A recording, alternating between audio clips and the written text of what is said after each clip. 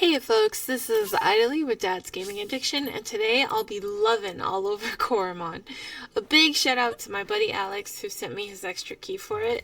I have over 37 hours in this game, and needless to say, I'm having an absolute blast with it. I would probably have more hours with this, except that I had other games to catch up on, but I'm getting back into this full force as soon as I finish this video. So, as you can expect with a name like Coromon, it does play similar to Pokemon, where you find creatures in areas of the game, battle them, and throw a hockey puck at it when it's low health, and voila, you caught yourself a Coromon. Okay, obviously they're not called hockey pucks in the game, they're called spinners, and there are a plethora of spinner types for higher effectiveness when catching different types of Coromon. For example, there are different types of elemental spinners to catch elementals. Then there are special spinners that will fully restore HP and SP of a Coromon after the battle. SP being special points for special attacks. Think of SP as mana. There are spinners that will have a better chance of catching creatures when used in the beginning of battle, and a bunch of other types of spinners you can purchase in the shops in-game. Now, whenever I had the chance to borrow my cousin's Nintendo Game Boy, I did play a bit of Pokemon Blue, Red, Silver, Magenta, Maroon, Neon Green, whatever it was back in the day. And it was okay. That was probably the start of my dislike for pixely graphics. Definitely cemented my dislike for no-color games, but it expanded my love for creature collecting. So games like Monster Sanctuary, Temtem, Niche, and Coromon really do tickle the Charmander in me.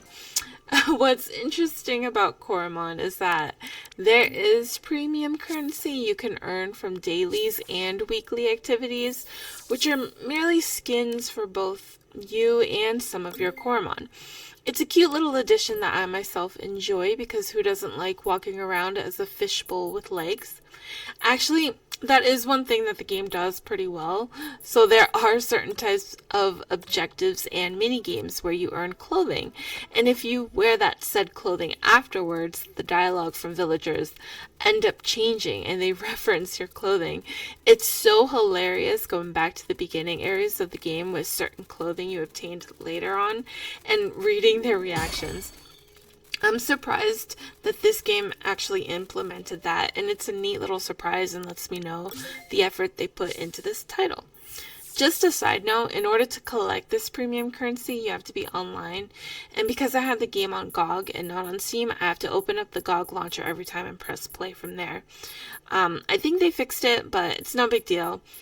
But it is interesting that you can play this offline. Another quick thing to note is that you can do battle with other Coromon players online. I've not delved into that yet, so I have no idea what that entails, but it is really cool that you can have online rank with online battles. The Coromon themselves are nothing too special, run-of-the-mill creatures with the basic stats of HP, speed attack, SP attack, defense, and SP defense. 3 or 4 evolution stages that look magnificent every time they grow. Each Coromon has 3 categories based on something called potential, which is anywhere from value 1 through 21. Each potential value gives 3 bonus stat points that can be spent to increase any of their base stats. Their look also changes depending on if they're standard, potent, or perfect. What's super satisfying too is that once you unlock their look, you can equip it at any time. For example, let's say I caught a standard lunar wolf and then a perfect lunar wolf. Well, if I don't like the look of a perfect lunar wolf, I can just equip the standard look. But let's be real, perfect all the way. Unless I bought a skin from the store, of course. There are facilities where you can stick your Coromon in so that they can add or remove inherent traits and abilities and increase potential, which increases the stats. There are even more powerful, albeit very expensive machines that can completely reset your Coromon stats too. Now, I'm not a numbers type of person. I just know that the higher the number, the better. Trying to min-max in this game sometimes confuses me because I don't do calculations very well, and it's difficult to remember all the traits and elements in the game and what's weak or strong against what. Apparently, you can devolve your Coromon to enhance traits using pills, I guess, but in doing so, you receive negative debuffs. Anyways, I ain't about that life. I'm just enjoying the game as a casual player and getting my Coromon as evolved and high as possible. If I ever feel the need to go down that road as the best Coromon player ever, I'll change the difficulty midway to hardcore mode, but there's a negative 12% chance that'll happen. Let's see. You can hold up to 6 Coromon at a time, and you can switch them out during battles if need be, like the traditional turn-based Pokemon battles. But, and here's the cool thing, although I have no idea if the Pokemon games had this, you can go into your personal Coromon storage and withdraw and deposit any Coromon using a little gadget you get early on in the game. There's a whole building for it, but the gadget is so useful when you're off doing the storyline or farming for XP. You can equip Coromon with items as well. 1 stone, which are permanent items, or 1 fruit, which are one-time use consumables per Coromon. These items vary from post-battle XP, automatic healing when falling below a certain health threshold, automatic removing of specific debuffs, and a whole slew of other different effects that are just way too long for me to list. The quality of life features in this game are absolutely amazing. There are special abilities your character can equip that can enable you to skip patches of areas so you don't run into any Coromon. Even abilities or items you can equip your lead Coromon to find certain leveled Coromon. Again, I haven't played much of regular Pokemon to know if you can do these things, but the fact that this game has such freedom over what your character can or cannot come across really takes away the RNG that most of these types of games has.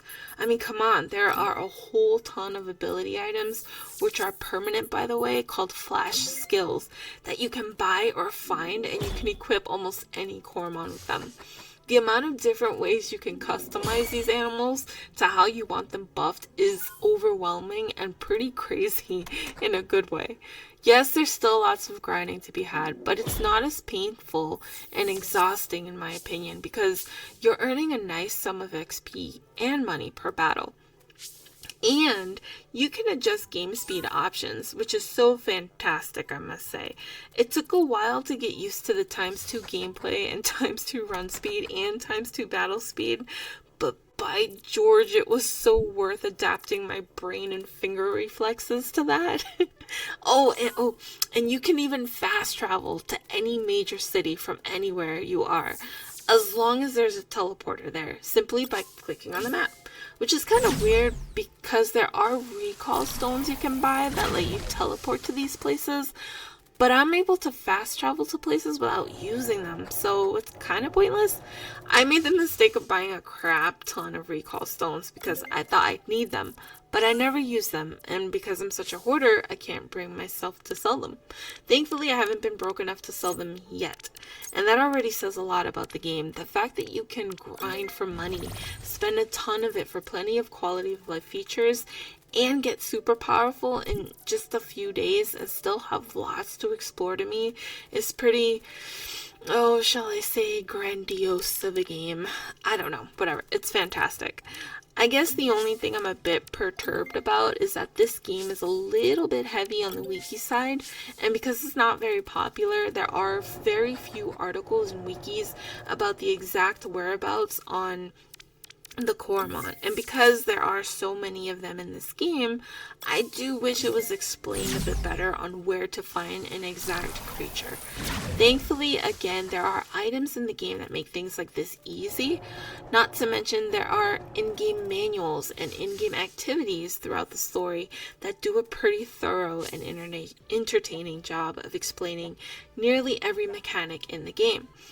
Lastly, the story itself is actually really enjoyable, I gotta say. I'm pretty invested in it.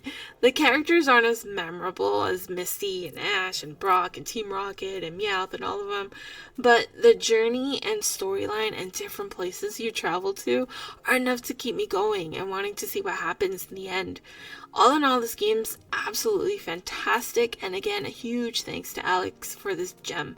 I am having an absolute blast with this one immensely, and it's an easy recommend for those who like creature collecting and Pokemon styled titles. Well, that's all I got for you guys. Hope you enjoyed the video. Thanks for watching, and this is Team Dad's Gaming Addiction blasting off again. Okay, bye guys. Okay, so where is this arcade? I think it's here. Upstairs, maybe? Yeah.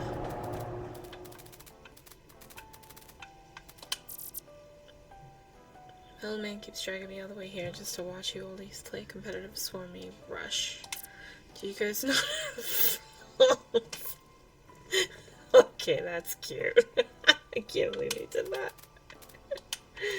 Wow.